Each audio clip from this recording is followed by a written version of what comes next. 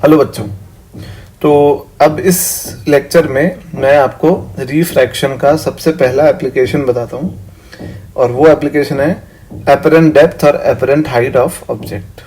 अब एपरेंट यानी आभासी, आभासी यानी जो है नहीं पर ऐसा दिख रही है, और डेप्थ यानी गहराई, हाइट यानी ऊंचाई। तो इसमें दो केसेस हैं। केस वन है जिसमें ऑब्जेक्ट जो है बिंब वो डेंसर मीडियम में, सघन माध्यम में, और ऑब्जर्वर यानी जो देख रहा है वो विरल माध्यम में, रेयरर मीडियम में। और मैं यहाँ पे कुछ चीजें यूज करूंगा, जैसे x यूज करूंगा तो x क्या है, रियल डेप्थ, और y क्या है, एपरेंट डेप्थ, यानी वास्तविक गहराई x है और आभासी जो दिख रही है वो y है। अब मैं ये बताने से पहले थोड़ा आपको एक प्रैक्टिकल चीज बताता हूँ कि आप पानी में कभी भी पानी की बाल्टी में एक सिक्का रख दो तो वो सिक्का आपको थोड़ा सा ऊपर नजर आता है, आप उसको हाथ से पकड़ने की कोशिश करते हो तो जिस पोजीशन पे वो आपको दिख रहा है, हाथ वहां पे ले जाके देखोगे तो वहां पे सिक्का नहीं होता है, थोड़ा सा नीचे होता है ऐसा। तो ऐसा क्यों होता है? ये एक भ्रम है, और ये भ्रम यानी एक इल्यूजन है। ये क्यों हो रहा है? ऑप्टिकल इल्यूजन बोलते हैं इसको। ये क्यों हो रहा है? क्योंकि रिफ्रैक्शन होता है लाइट का। जब लाइट सिक्के से हमारी आंखों में आ रही है तो ये हो रहा है रिफ्रैक्शन यानी अपवर्तन, तो इसलिए हमें ऐसा दिख रहा है। तो मैं बताता हूं इसका रीजन कि आप मान लो कि ये ऊपर एयर है, ये या एक मीडियम है जो कि ये है μ1, रेयरर मीडियम है, विरल माध्यम है, और ये μ2 डेंसर मीडियम है, सघन माध्यम है। और डेंसर है तो μ2 बड़ा होगा μ1 से, सही है। अब ऑब्जेक्ट मैंने जैसा कि पहले बोला था कि डेंसर मीडियम में ऑब्जेक्ट ये रहा, और ये क्या है, अंतरापृष्ठ, इंटरफेस, दोनों को सेपरेट कर रहा है। तो इससे हमेशा इससे नापते हैं दूरियां, डिस्टेंसेस। तो इंटरफेस से ऑब्जेक्ट जो है वो कितनी गहराई पे है, x दिख रहा है, ये पूरा ये x। तो ये दो इंसिडेंट रह गई, एक रे ऐसे गई, वैसे तो इन्फिनाइट इंसिडेंट रे जाएंगे ना, इन्फिनाइट। तो एक रे ऐसे गई, एक रे ऐसे गई, ये एंगल ऑफ इंसिडेंस है आई, ये एंगल ऑफ इंसिडेंस आई। अब क्योंकि ये रे डेंसर से रेयरर मीडियम में जा रही है तो ये नॉर्मल से दूर मुड़ेंगे, नॉर्मल से दूर मुड़ेंगे तो आर बड़ा होगा आई से, तो नॉर्मल से दूर मुड़ी और आर आई से बड़ा है। तो ये रेस जो है ये जब बाहर निकलेंगी तो जो आदमी बाहर खड़ा है उसको ये कहां से आती हुई दिख रही है, उसको दिख रही है कि ये रे कहां से आ रही है, इस पोजीशन से आ रही है। तो उसको ये नहीं दिख रहा है कि ये रे ओ से आ रही है, उसको दिख रहा है कि ये रे आई से आ रही है। तो उसको वो देख किसको रहा है, वो देख रहा है ओ को, पर उसको दिख क्या रहा है, उसको दिख रहा है आई। तो इसका मतलब उसको ऑब्जेक्ट थोड़ा सा ऊपर दिखेगा। तो कितना ऊपर दिखा है, लेट सपोज जो इंटरफेस है उससे गहराई कितनी है, y। तो मुझे tan i बताओ। tan, ये ट्रायंगल दिख रहा है आपको, ये वाला, इस ट्रायंगल में tan i on upon x, और tan r, ये एंगल r, ये भी r वर्टिकली अपोजिट, तो tan r होगा im, ये ट्रायंगल दिख रहा है आपको, ये वाला, तो tan r होगा im अपॉन y। और स्नेल्स लॉ लगाओ। स्नेल्स लॉ हो गया μ2 sin i बराबर μ1 sin r। समझ गए? अब छोटे एंगल्स के लिए sin i और tan i ऑलमोस्ट बराबर होते हैं, और जो है on और im बराबर है। तो मैंने क्या करा, tan i की जो वैल्यू निकाली थी, tan r की और tan i की, वो sin i और sin r की जगह रख दी। तो ये बन गया μ2 on by x बराबर μ1 im by y,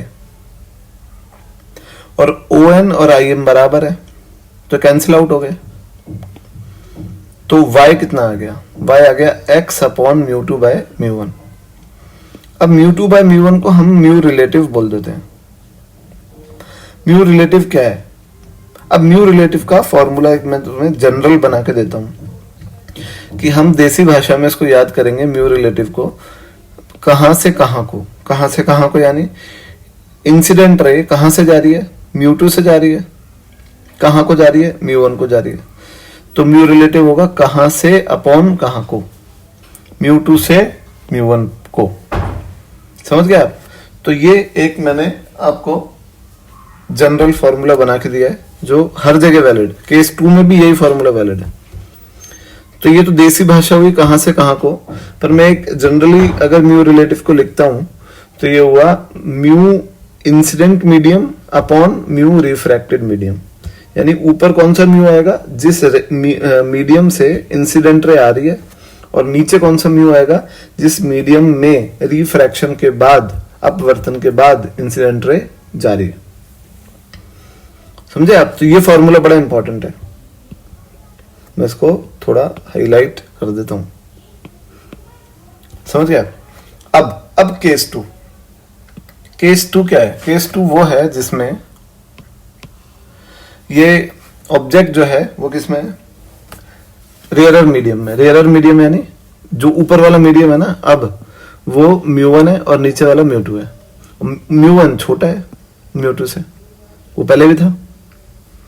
अब ऑब्जेक्ट यहां रखा है, तो ये कुछ सिचुएशन ऐसी है कि मान लो अपन पानी स्विमिंग पूल के अंदर है और अपन बाहर अपने इंस्ट्रक्टर खड़ा है और वो अपने को कुछ कह रहा है। तो अपन अंदर से देख रहे हैं, इंस्ट्रक्टर बाहर खड़ा है। तो इंस्ट्रक्टर का जो हेड है ना, उसकी जो हाइट है पूल के पानी के सरफेस से, वो अपने को ज्यादा दिखती है हमेशा। वो उतना लंबा नहीं जितना लंबा वो दिखेगा।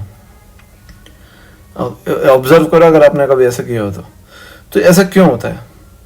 तो ऐसा ये फिर से रिफ्रैक्शन की वजह से होता है, इल्यूजन होता है। तो उसको मैं समझाता हूँ कि जैसे ये ऑब्जेक्ट है, इससे एक इंसिडेंट रे आई, तो ये जो हो गया नॉर्मल, और ये इंसिडेंट रे, ये हो गया एंगल ऑफ इंसिडेंस। रिफ्रैक्शन हुआ, ये डेंसर मीडियम में जा रही है, तो ये टुवर्ड्स द नॉर्मल झुक गई। समझ गए? ऐसे ये भी रे इंसिडेंट रे आई है, टुवर्ड्स द नॉर्मल झुक गई।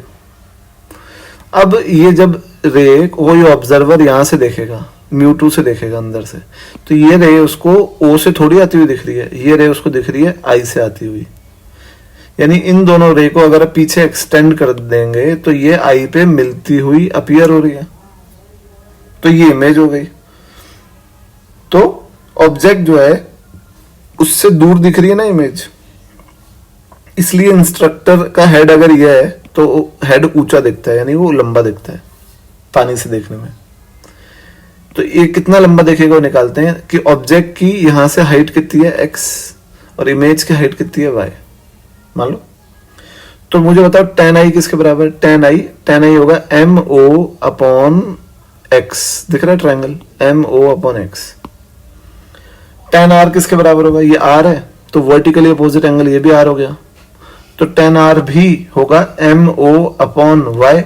देखो ये डिस्टेंस जो है ना, ये भी तो mo ही है इक्वल, तो वो मैं बाद में इक्वल रखूं या पहले ही mo बोल दूं तो एक ही बात है।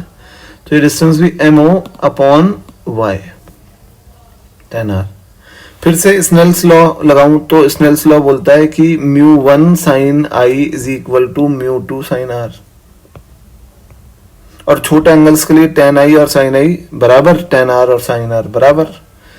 तो मैंने tan की वैल्यूज रख दी यहाँ पे स्नेल्स लॉ में, mo से mo कैंसिल, y कितना आ गया x अपॉन म्यू रिलेटिव। फिर से म्यू रिलेटिव कितना है? μ1 बाय μ2। अब μ1 बाय μ2 या μ2 बाय μ1 के चक्कर में नहीं फंसना है ना। इसका तरीका क्या है? कहां से कहां को। अब यहाँ कहां से कहां को, यानी कहां से जा रही है रेज, इंसिडेंट रे कहां से स्टार्ट हो रही है? μ1 से, और कहां को जा रही है? μ2। तो कहां से अपॉन कहां को? तो μ1 से μ2 को, तो म्यू रिलेटिव हो गया μ1 से μ2। तो एक ही फॉर्मूला याद रखना है अपने को जनरल, जो कि वो है कि y is equal to x upon mu relative. ये इंपॉर्टेंट फॉर्मूला है, दोनों केसेस में वैलिड है। और म्यू रिलेटिव क्या है? कहां से कहां को। तो इस पे अभी अपन करेंगे और एप्लीकेशंस इसके बहुत सारे वीडियोस अभी इसके बारे में मैं देने वाला हूं। तो इसको आप थोड़ा रिवाइज कीजिए ढंग से, और हो सके तो नोट डाउन कीजिए, और चैनल को ज़रूर सब्सक्राइब कीजिए। Thank you.